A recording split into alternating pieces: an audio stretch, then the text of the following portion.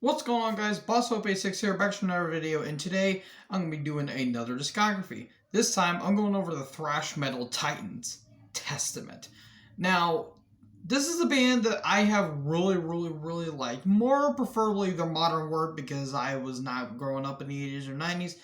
Not my fault I grew up in 2003, but anyways, sorry that this video is going to be, a little scattershot all over the place. Because I plan on doing this in one go, but I don't think I'll be able to because they gotta have a big discography. They only have 12 albums.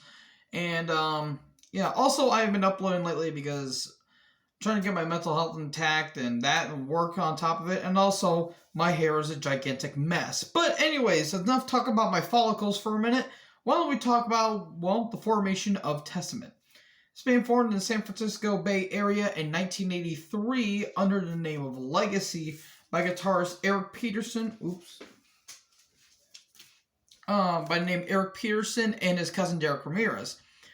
They will later add Louis Clemente, the drummer, and Steve Souza as the vocalist.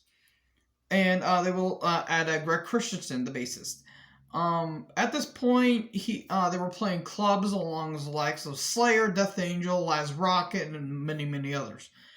Clemente would later leave in '85, being replaced by Mike Ronchette. Ramirez would leave, and a Joe Satriani virtuoso student, Alex Skolnick, would take over. The Legacy have been writing material since forming and have released a self-titled demo in '85. Steve Souza left to go join Exodus in '86, and then be replaced by the recommendation of a gentleman named Chuck Billy. Now, at this point, Mike Ronchette left and Clemente returned.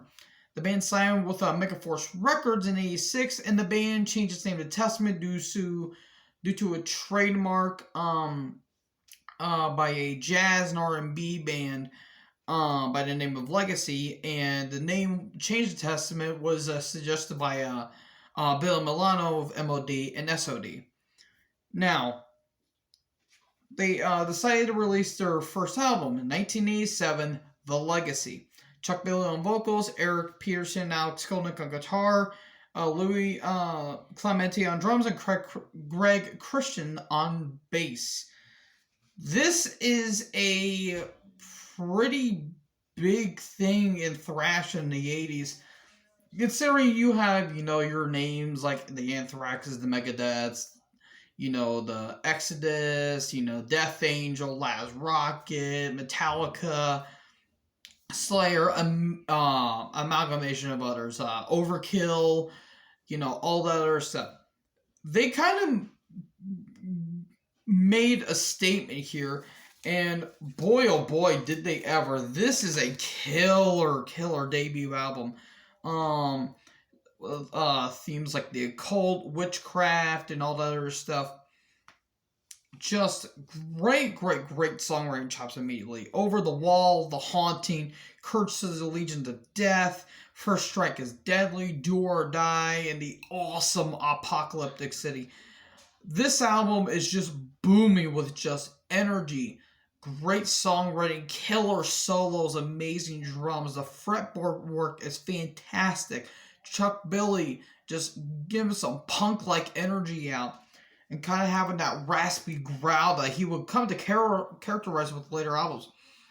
Great stuff here. Awesome debut album. One of the best thrash debut albums of all time. So then, a year later, Megaforce Records would later go say, you know what, go ahead and put out a sophomore album, and which they did. 1988's The New Order. This is a genre-defining, one of the best thrash sophomore albums